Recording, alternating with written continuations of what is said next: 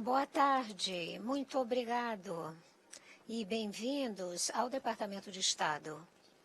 Gostaria de começar confessando que não sou John Kerry, mas tenho a honra de falar em nome dele e dar-lhes essas boas-vindas.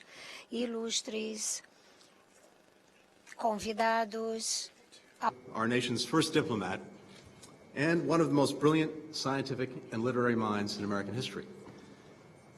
He charted the Gulf Stream, he pioneered the study of electricity, he authored our first diplomatic treaty, and he helped forge a new ethos of self-government that shaped our emerging nation.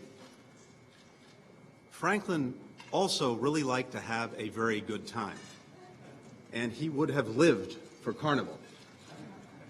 In 1763, he created a college student's dream, a mixed cocktail that could be stored indefinitely at room temperature, which is all to say that while he never would have been confirmed by the United States Senate, he would have greatly approved of long lunches in honor of very good friends in the middle of the day. So it's a great pleasure to welcome all of you here today. As one of our most important partners and closest friends is honored.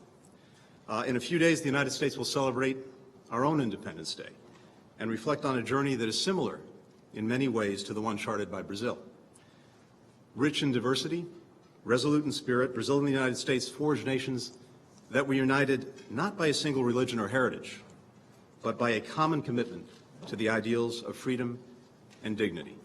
Today, we are the two largest democracies in the Western Hemisphere. Our partnership is strengthened by the range of regional and global priorities that we share, from advancing human rights to protecting the environment, to promoting peace and security. A few weeks ago, Brazil lost one of its great poets, Fernando Brant. A friend is someone to keep under the lock of 7 keys, in your heart, he wrote in a poem that was brought to life by the great Milton Nascimento.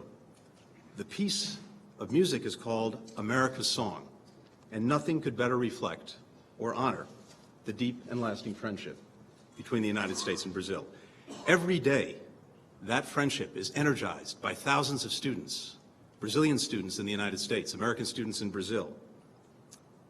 When I speak about the power of our exchange programs worldwide, I like to tell students how proud we are that their alumni are Nobel laureates, leaders in their fields, and even leaders of their countries.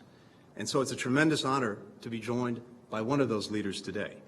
Madam President, we are deeply grateful for your leadership and the work that you've done to strengthen the partnership between the United States and Brazil. Vice President Biden's admiration and affection for Brazil is known throughout the hemisphere. What makes Brazil so special, he once said, is not just its welcoming spirit and great diversity, but, and I quote, the vibrancy, the inclusive democracy, seizing opportunities that you can all taste and feel and smell that pretend for a future that's even brighter than exists today. That future now crystallizes in front of us, and we owe our thanks to leaders like President Rousseff and Vice President Biden, whose vision and commitment serve as driving forces of progress and prosperity for both our nations. And now, on a personal note, it gives me particular pleasure to introduce a man who has been my mentor, my partner, my friend, and the greatest public servant I know, the Vice President of the United States, Joe Biden.